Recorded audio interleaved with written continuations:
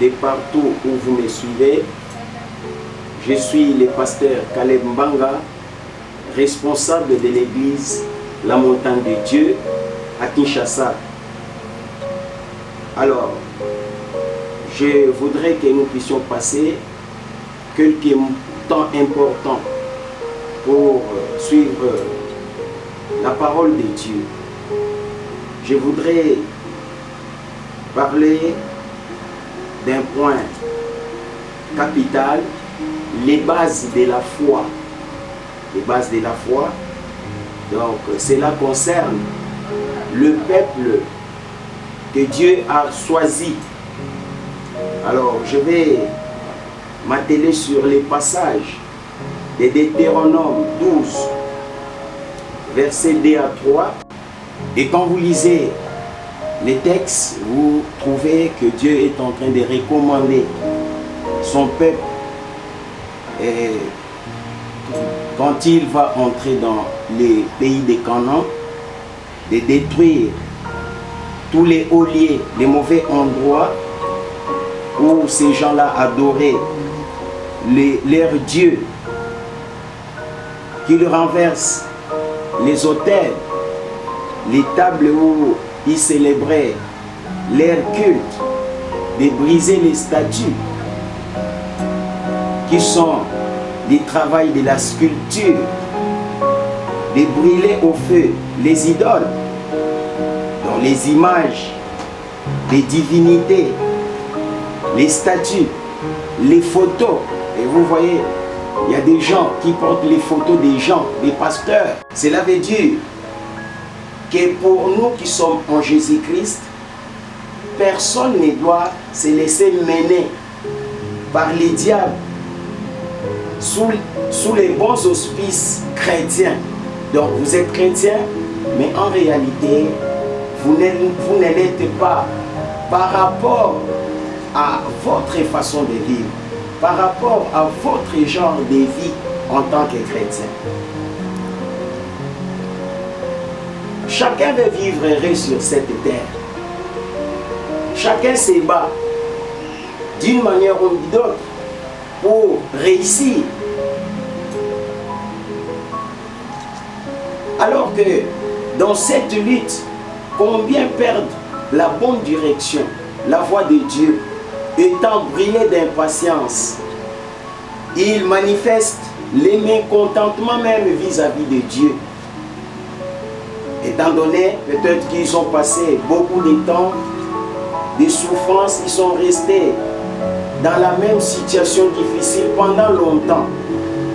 Il y a des choses laissées par les ancêtres, par exemple, que nous appelons en lingala les kodia. Les kodia. Donc ce sont des choses considérées comme porteuses des chances. Donc ce sont les forces premières de la réussite familiale. Et pourtant, il y a les contrastes. En réalité, dans ces familles qui ont les kodia, donc la majorité croupissent dans la misère. Il y a des marmites dans des familles. Même pour les familles qui se disent chrétiennes, certaines familles ont des marmites et beaucoup d'autres histoires.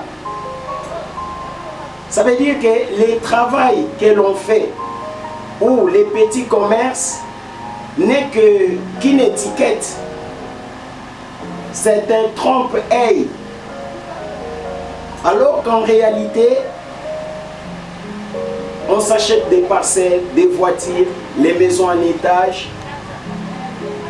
Maisons en étage, les habits coûteux, des parcelles, hôtels, magasins. Donc, tout ce qu'on fait là provient des histoires qu'ont laissées les ancêtres.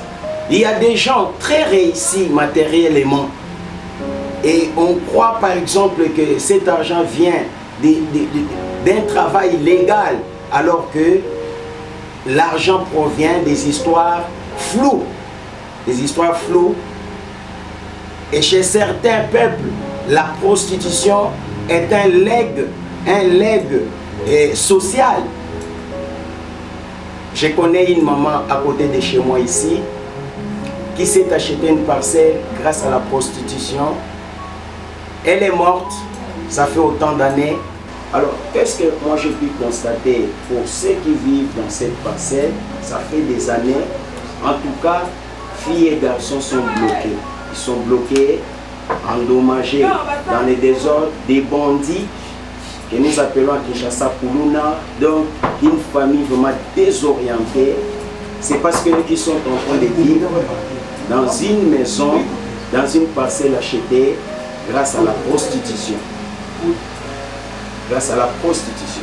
Alors, vous voyez, la richesse d'origine confuse, une richesse d'origine confuse qui ne vient pas de Dieu, parce que c'est la bénédiction de Dieu qui enrichit. Mais quand la richesse a une origine confuse, cela a des conséquences, des suites dangereuses.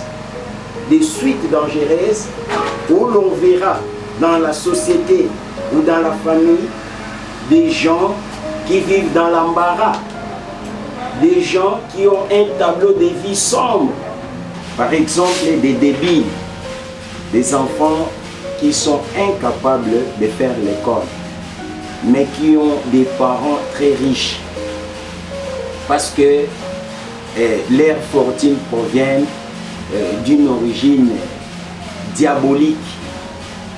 Alors, si les parents meurent et qu'ils laissent la richesse, l'héritage à un enfant qui est imbécile, ou bandit, ou aventurier, saura-t-il gérer cette richesse? Donc, vous voyez que tout va bien en apparence pour des gens qui possèdent la magie, la sorcellerie. En apparence, tout va bien. Mais en réalité, que les gens sont tombés victimes de la malédiction. Les gens à qui la méchanceté opprime. Bien qu'il y a la richesse, mais sur les terrains, c'est une classe de mécontents qui est mise en place. Alors, cet état des choses peut conduire même à voir une famille où il y a des jolies filles, des belles filles, mais qui ne se marient pas. La stérilité, des fois, trouve son origine quand il y a une richesse illicite. D'où la désobéissance à Dieu peut être des fois involontaire.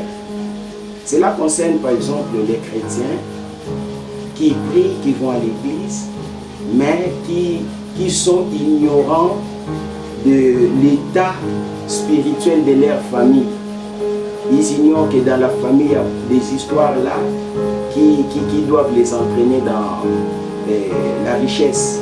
Donc, ils sont victimes des effets de ces histoires lorsqu'ils ne sont pas gagnés en Jésus-Christ. Donc là, ils participent à une désobéissance involontaire. Mais sur le terrain, ils sont limités, bloqués. Donc, ils sont vraiment frustrés. Et aussi la désobéissance volontaire. Il y a des chrétiens qui sont conscients qu'ils ont même les codias, ils ont ça, mais ils vont à l'église. Donc, vous voyez là, c'est dans un état de conscience. Et ce n'est pas comme cela qu'on doit servir Dieu. Dieu n'est pas un Dieu de méli-mélo. C'est-à-dire où on doit faire quoi ça? On doit faire un mélange confus.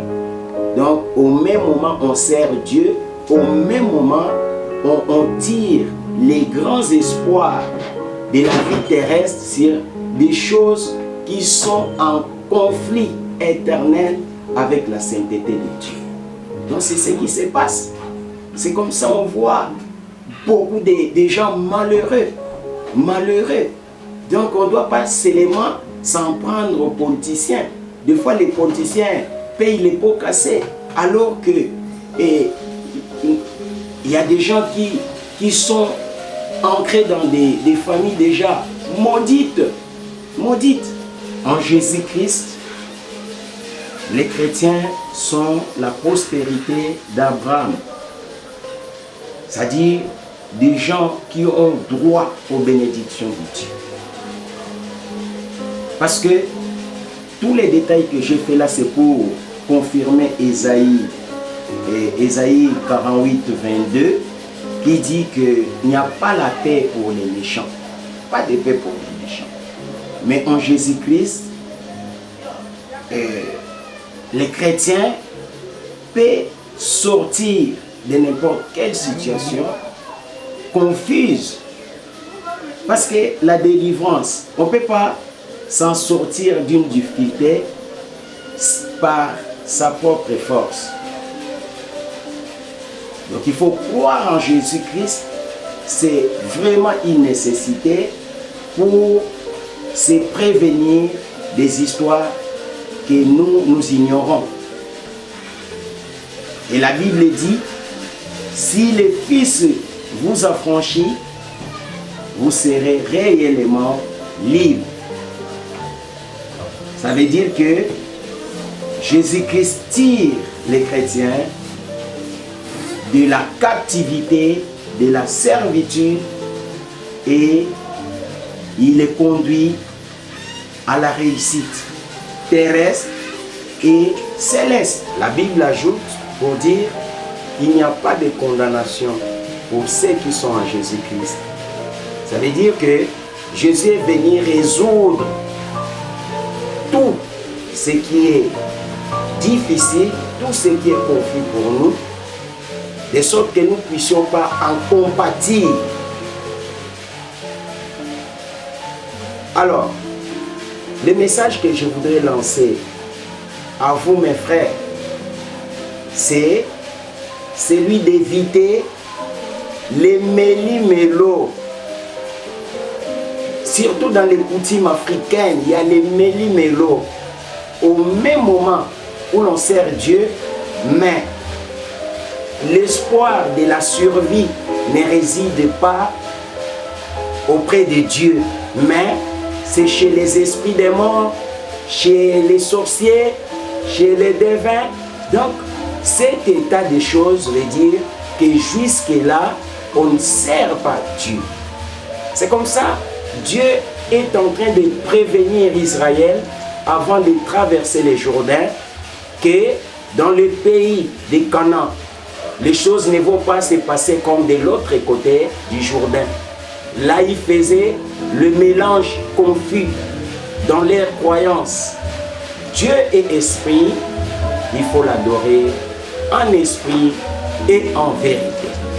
Je vous remercie.